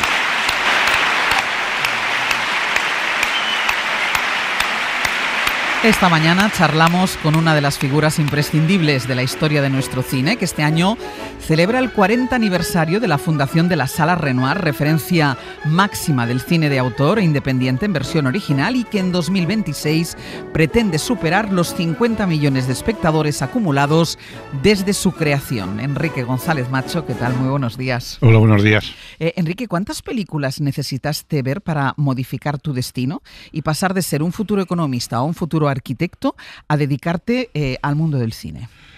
Bueno, pues son las cosas de la vida que uno no espera. Yo quería ser arquitecto, pero me di cuenta que eso era muy fuerte para mí y era para gente muy inteligente. Y que conste que me inscribí y aprobé varias asignaturas. No, pues tan tonto no debía ser. Yo había aprobado formación del espíritu nacional, había aprobado gimnasia y había aprobado religión. Vale. O sea que espiritual y físicamente estabas preparado. Estabas perfecto. Luego ya lo demás, la tontería ya de las arquitecturas, no. Entonces pasé a económicas, pero me di cuenta que ahí también, además de todo eso, había que saber contar. Y lo de contar, pues, hombre, sí, pero tampoco mucho, con lo cual no. Entonces me surgió por el padre de un amigo mío del colegio, Javier Elorrieta, que el padre se llama José María Elorrieta, que le acompañara a un rodaje un día para que viera cómo era una película, cómo se hacía. Y me fui con él a Seseña, donde se rodaba un western precioso que se llamaba Fort Apache, ni más ni menos, y que era un cachondeo aquello, era un desastre, era con Guardiola, el cantante que cantaba allí esa canción de Di papá, ¿dónde está el buen Dios? En el western. Sí. Era un contraste muy bonito. Y dije, esto del cine, peor que la economía y peor todavía que la arquitectura. Pero hubo algo que me cogió ahí en medio, y además que me dieron unas pesetillas por ir, y empecé a ir, y bueno, pues ahí estoy desde Porque hace tú habías 62 sido un años. adolescente, un joven muy aficionado al cine. ¿Ibas mucho al cine? Iba como todos los jóvenes de entonces al cine, porque era lo que podíamos hacer. Íbamos a las 4 de la tarde, te veías el programa doble 2 veces, hasta que a las 10 de la noche, si habías tenido suerte, habías podido comer unas pipas, pues qué bien, un chicle, te volvías a casa. Lo que sí hubo un poco que me separó de los demás es que yo estudié en el Liceo Francés. Y yo iba mucho a las películas que daban en el Instituto Francés, que eran lógicamente en francés y que eran un poquito diferentes a lo que veíamos aquí. Y luego también iba mucho a un sitio que la gente no conocía, y creo que muy poca gente lo sabe, y se van a enterar ahora, que era la Casa de Brasil, que ahí sigue, al lado de Moncloa, que tenía un cineclub estupendo. Tenía un cineclub estupendo donde había mucho cine, en portugués, lógicamente, y en español. Y entonces, esos dos sitios que encima eran gratis, pues me ayudaron mucho a introducirme en un cine que no era solamente el cine. Claro, normal. de tu afición no era solo el cine comercial. No era solo, pero entonces la afición era ir al cine. Y luego ya en el cine muchas veces entrabas y te enterabas de lo que ponían cuando estabas dentro. ¿Y en qué momento la afición se convierte en profesión? Pues a partir del momento de esta película, que empecé a trabajar un poquito en cine, empecé a ver que me pagaban un poquito también. Era muy duro. El cine siempre ha sido duro, pero entonces era mucho más duro que ahora, porque, por ejemplo, de entrada había una cosa que era terrible, que entonces lo encontrábamos normal, y es que entrabas en un sindicato único, vertical, el sindicato de espectáculo, en el cual podías trabajar y subías en función de lo que mucho tiempo que estabas, no de que fueras bueno o malo.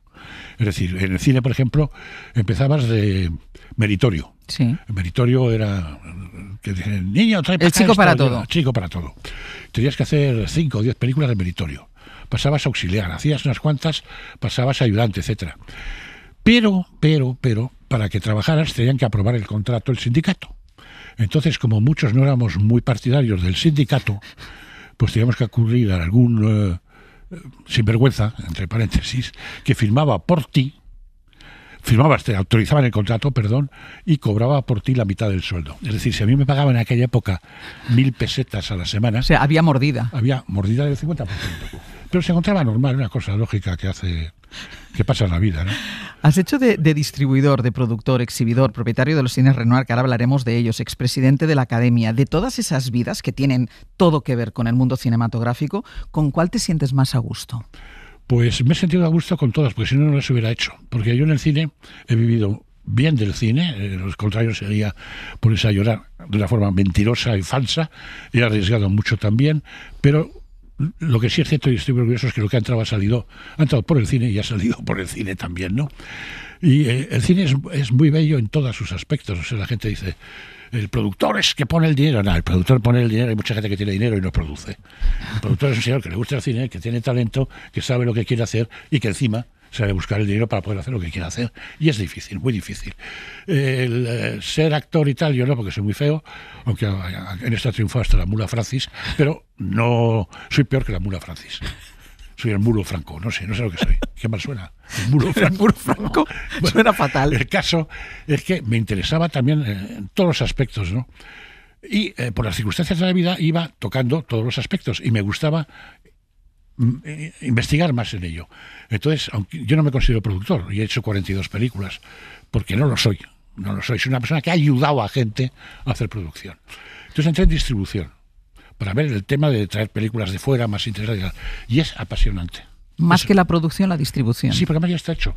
En la producción tienes que hacerlo, en la distribución tú vas a ver cosas ya hechas o intervienes antes. Claro, porque como productor, a ti algo de un guión te tiene que llamar mucho la atención para decir, esto lo vamos a producir. Sí, pero es que es muy jodido lo de los guiones, porque tú un guión puede ser... chico quiere a chica y sus padres se cabrean, pues es el Romeo y Julieta. Pero claro... Luego llévalo a la pantalla. Hay que levantarlo. Que el chico se enfada con la señora y los padres no les quieren y no sé qué, no sé cuántos. Pues es muy complicado. O leerte un guión de 6.254 páginas que no dice nada.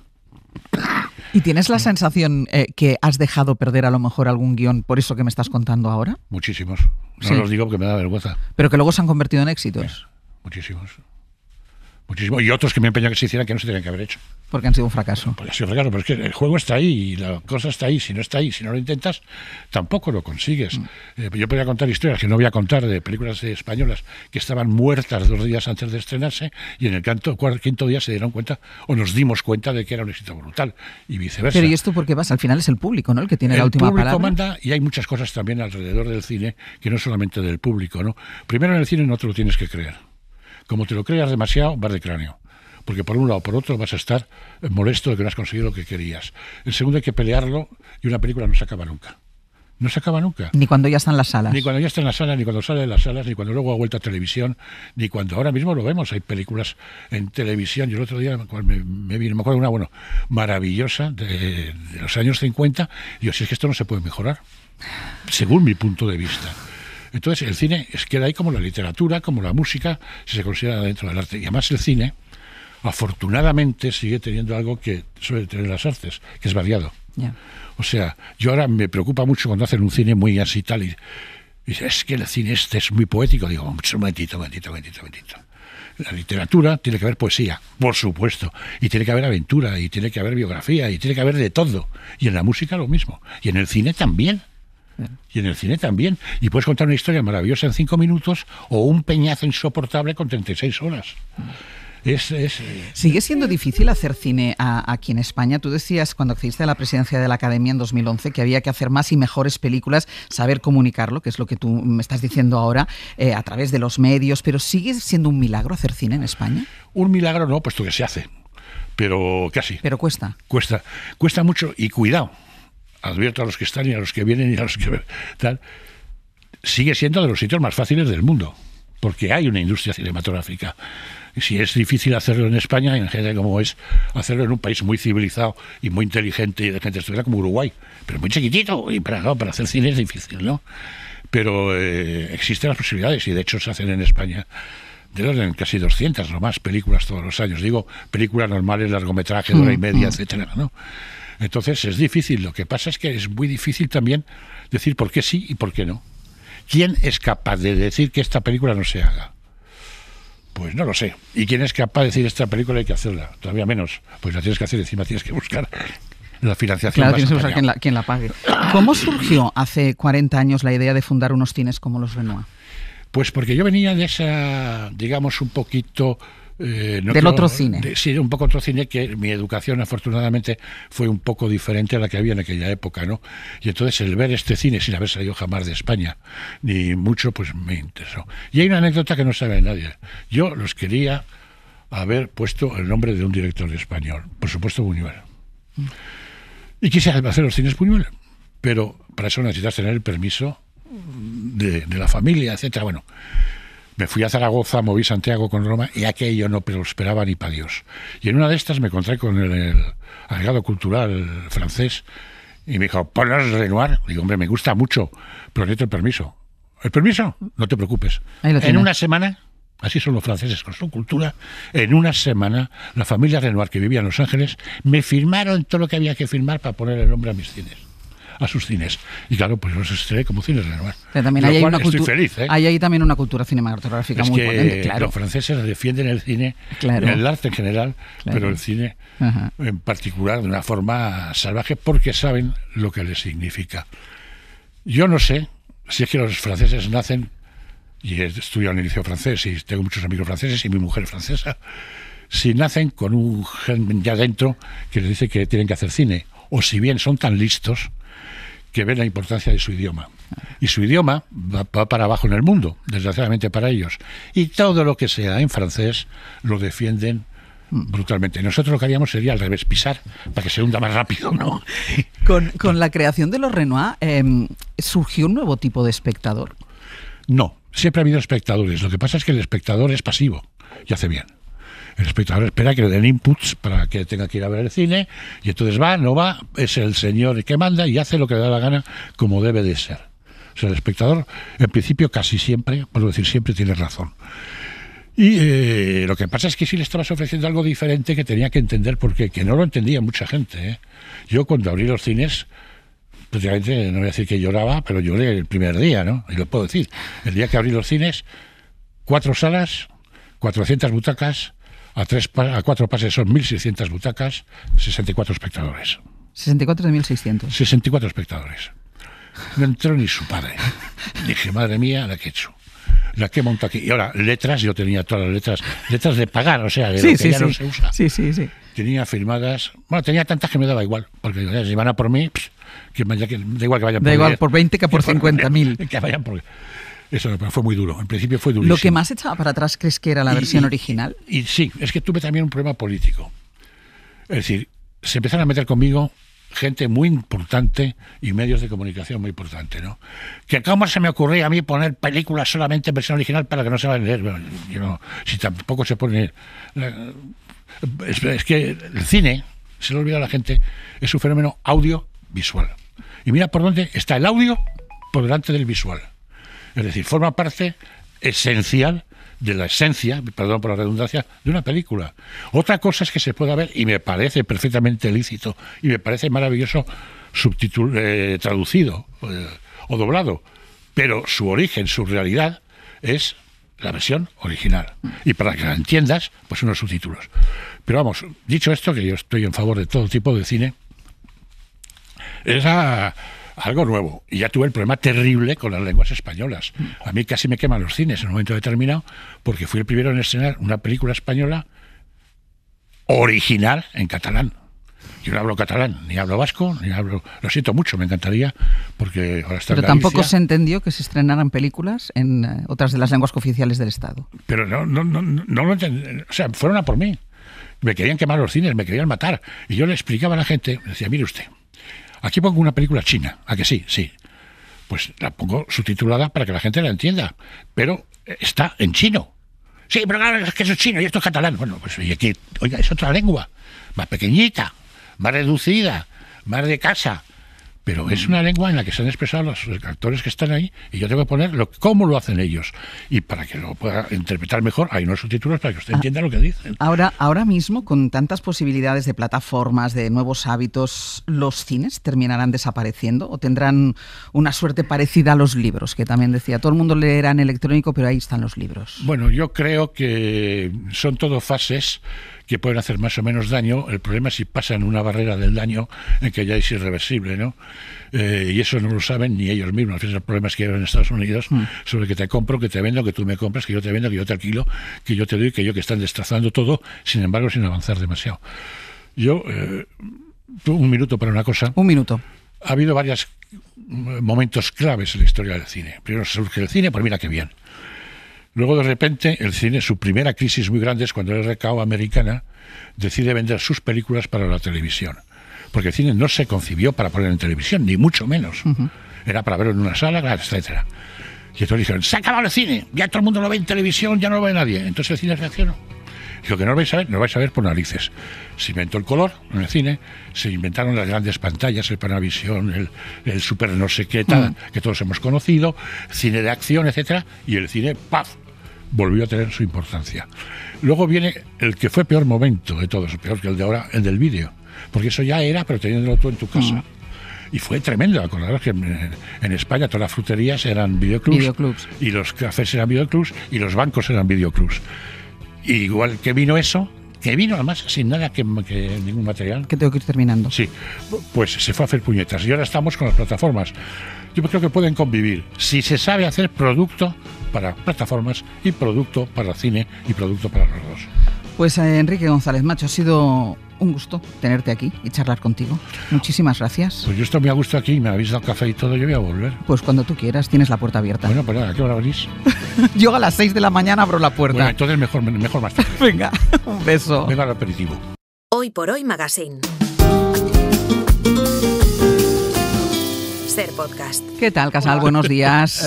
¿Qué tal? ¿Cómo estás, Ángel? Francino, buenos días. Feliz año a los dos. Se ha liado con la espuma del micro. Sí. ¿Por qué? ¿Cómo se nota la falta de práctica? Sí. Ah, que la has quitado. Vale. Sí, No, siempre me la he quitado. quita. Siempre la quita. Sí. A ver, cuéntanos, ¿qué estáis Pues, preparando, Casal? Mira, tiene explicación lo de la esponja. Dos cosas que nos acompañan en la vuelta a la rutina. Hostia, que levante hombre, la mano, ¿no? El que se haya librado de la gripe o de un buen catarro estos días. Creo que Ángel se ha librado. Yo sí. Yo también.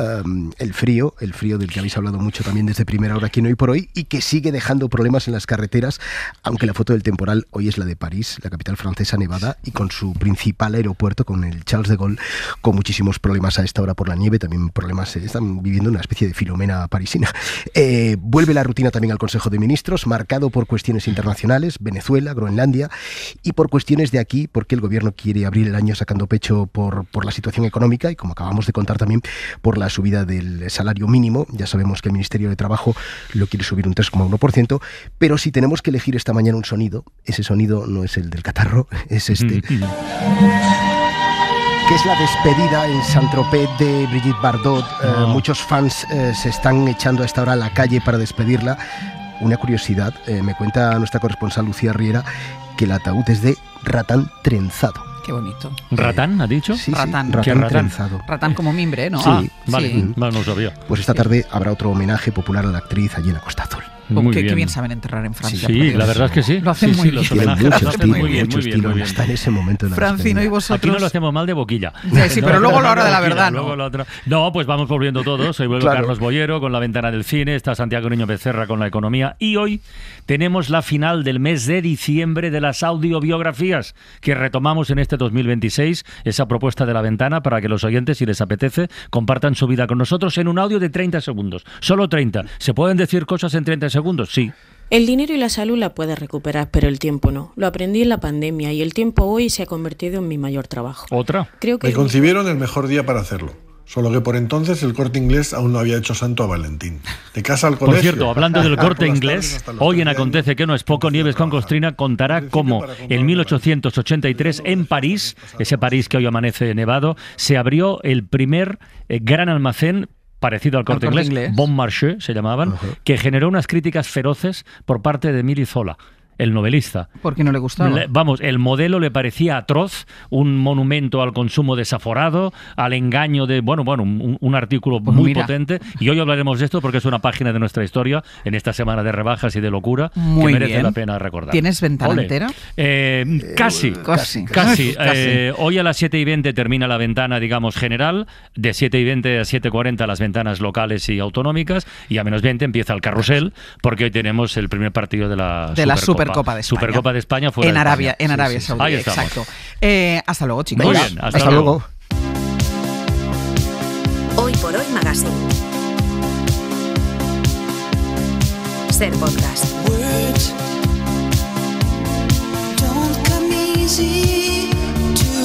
Me dice siempre cuando pongo esta canción. Sí, pero es que no tenías el micrófono abierto cuando has empezado a hablar. ¿Qué te tenía que decir? No, a ver si dices lo que dices siempre cuando yo pongo esta canción en un avance o así. Un poco de manera despectiva de decir. ¿Sí? Sí. Es nueva, ¿no? ¿Qué es nueva? ¿Qué es nueva? Eso. Es nueva.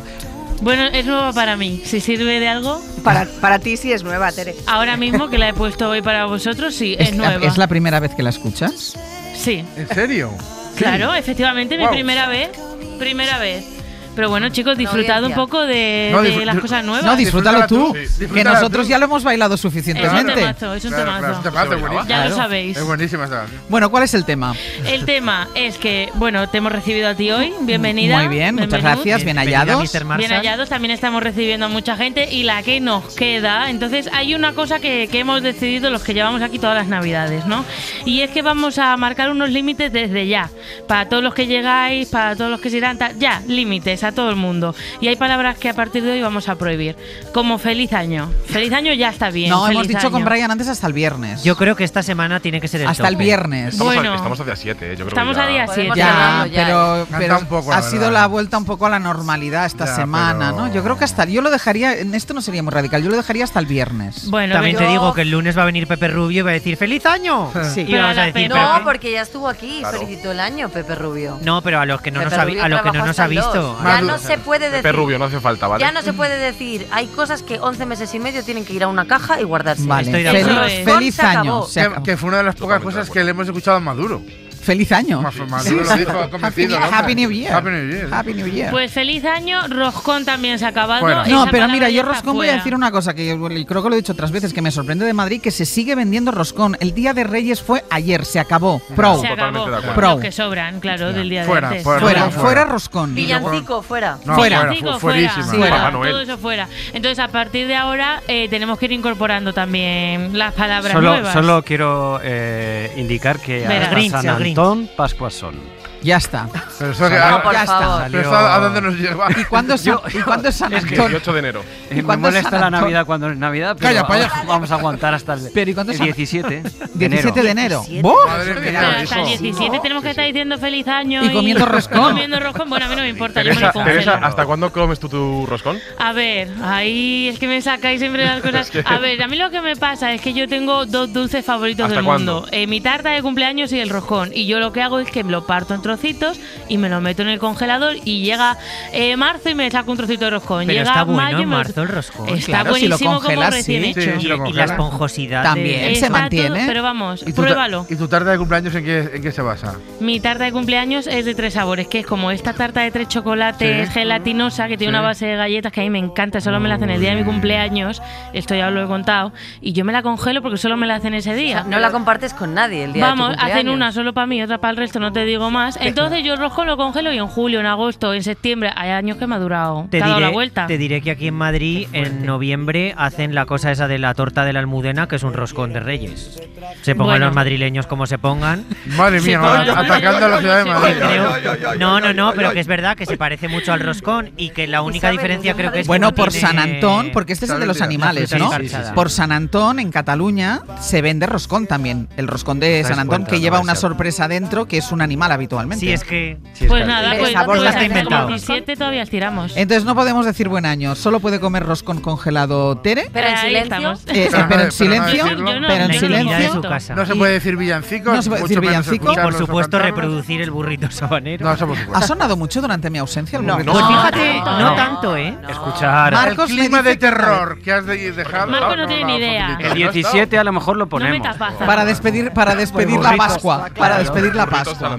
Vale, y ya está. Y lo demás podemos hablar de todo. Y ahora tenemos que incluir las nuevas. Por ejemplo, el año pasado Sergio incluyó badminton. Claro. ¿No? Esa es su nueva. Temas nuevos. Temas nuevos. Para lo cual la gente de aquí tiene que hacer cosas nuevas. Claro. Yo estoy dispuesta. Aquí hay gente muy anquilosada. Devolveremos el gimnasio otra vez, que se desaparecerá a lo largo del año. Y bueno, cositas. yo quiero incluir correr, si sirve de algo. Mucha fe en Pascual. Eso es hacerte un Pascual. No, porque yo ya voy al gimnasio, pero me hace falta la capacidad pulmonar para correr. Pues puedes quedar con Pascual para correr. Bueno, que no te lo comenté. Con Iñaki. Que me hice la San Silvestre Vallecana. ¿Te hiciste la San Silvestre Vallecana? ¿Esto no te lo sabes tú? No. ¿Y? Pues que andaba, cuando acabó, andé por Vallecas como si fuese un pato. Anduve. Anduve jodido, pero... Eso es, de eso me estaba acordando. Pero sí, tremendo. Ay, pero la acabaste. La acabé. Qué fuerte, La corrió. Nunca dejé de correr desde que se dio el pistoletazo de salir. O sea, no hablamos de marcha atlética, correr, wow. ¿Cómo regresaste a tu casa? En metro. A gatas. En metro. Por piezas. Yo no sé ni cómo coger una pesa. Hoy por hoy. Que non gli importa del futuro, no. Un robot, medaglia d'oro, disputo. Lo scippatore che t'aspetta. Pues vamos con el último compás, que mañana yo pensaba que era lunes, pero es que mañana es jueves. ¿Qué te parece? Si mañana fuera lunes. Ha sido Qué alegría te has llevado, ¿eh? Como en el Todas las semanas así, ¿eh? De oca en oca. Pues mira, hoy Groenlandia, prisioneros, humo, cine. Ese ha sido un poco el menú. Que vamos a dejar en el congelador, en podcast, en unos minutos, para que como Tere cada uno se saque el cachito de roscón que quiera a lo largo del año. Tienen todo el año para escucharlo. Claro, sí. Pero vamos a ir con el último compás, que va a ser para Santiago Ponce, jefe de Innovación Terapéutica y Medicina de Precisión del Departamento de Oncología del Hospital 12 de Octubre, que nos ha ayudado a recordar en el pretérito pluscuamperfecto cómo entró en vigor y que consiguió la Ley Antitabaco de 2005, que entró en vigor justo ahora, hace 20 años. Recuerdo en la facultad, ¿no? El catedrático de otorrino empezaba su clase fumando, ¿no? Aviones con zonas de fumadores y no fumadores, bares con humo permanente, ¿no? Y lo más complicado era pues ver a embarazadas, a niños y a camareros y a gente que estaba trabajando, respirando sin poder elegir, ¿no? Y ahí la medida de salud pública es clara. No hay ningún nivel de humo ajeno que sea seguro. Por lo tanto, la ley no prohibía fumar, ordenaba el espacio donde fumar. Y el tiempo al final le ha dado la razón. Yo creo que el vapeo no es idéntico al cigarro, pero sí que comparten cosas claves, como es la nicotina, que genera una adicción. Hay una entrada masiva de jóvenes y por lo tanto creo que vamos a lamentar si no hacemos algo en este sentido con el vapeo. Pues mañana más, a partir de las 6, les esperamos. Pongan el despertador. Dalle tue paure, vivere la vita è un gioco da ragazzi.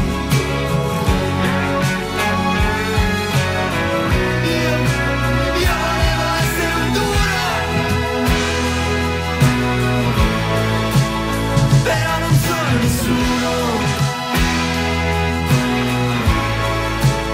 Non